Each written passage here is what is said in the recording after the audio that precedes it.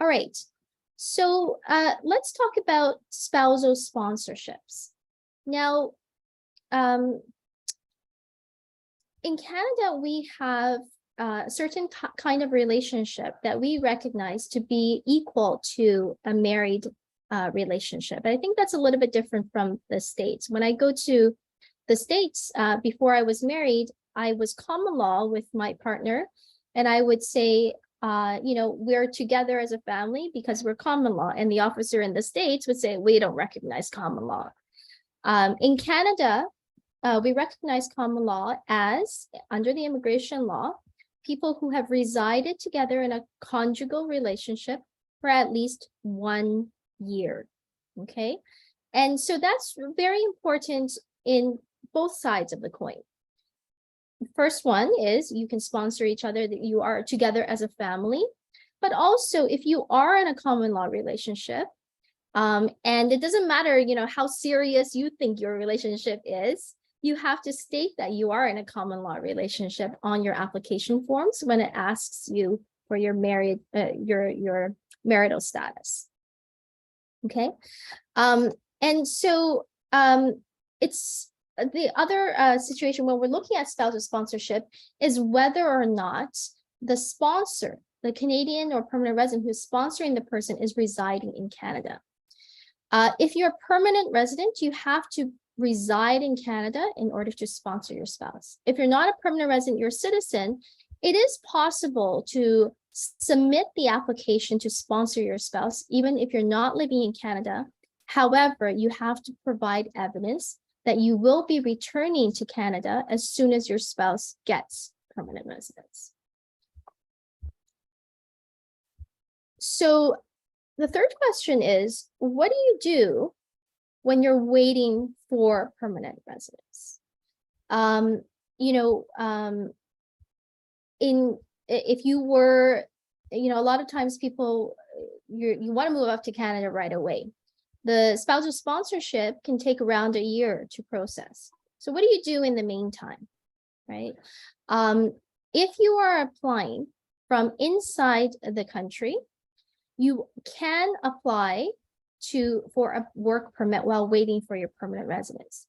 Now, because of the backlogs, that work permit may take 4 to 6 months to come. If you're applying from outside of the country, so there's two parts, inside and outside, you don't get a work permit, but it's also sometimes it's a little bit faster. Sometimes you can travel back and forth, and there are also appeal rights as well. So it is a question oftentimes that we have to decide with our clients whether or not to apply inside or outside of Canada and what to do in the meantime. Sometimes even if you're applying through the spousal sponsorship, you may be able to get a work permit through an economic category. For example, one of the free trade agreements that we'll be talking about as well. And so that's something, it's part of the entire plan as to what to do while you're waiting for your permanent residence as well. So I've talked about the inland versus overseas. There's a big difference into which category we're applying under as well. Okay. Any questions?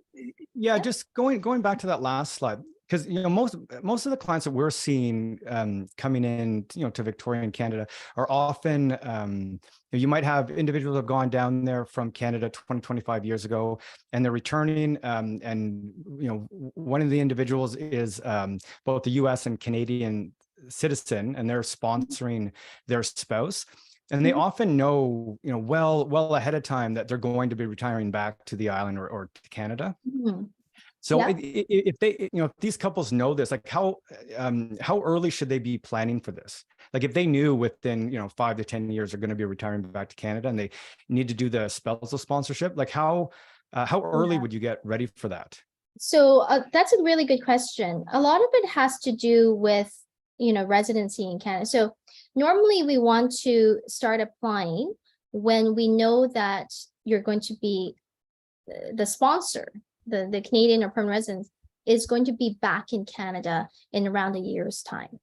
I see. Okay. because Okay. well, if it's a permanent resident, we can't even do the sponsorship unless they're in Canada. If it's a Canadian citizen, we could apply, but they have to show that they're going to be in Canada as soon as we get the permanent residence. I see. Oh, okay. Yeah. Okay. Someone had asked as well previously if age is a factor for spousal visas. No, age is not a factor. Also, it's not a requirement for someone to be working in Canada in order to sponsor as well, or be earning a certain income in order to sponsor as well. You have to show that you are not on social assistance other than for disability reasons, and that you, when you are sponsoring someone, you are responsible for them for 3 years after they get permanent residence. And that person that you are sponsoring cannot be on social assistance for 3 years as a spouse as well. So you have to show that there is a way for you guys to support yourself financially.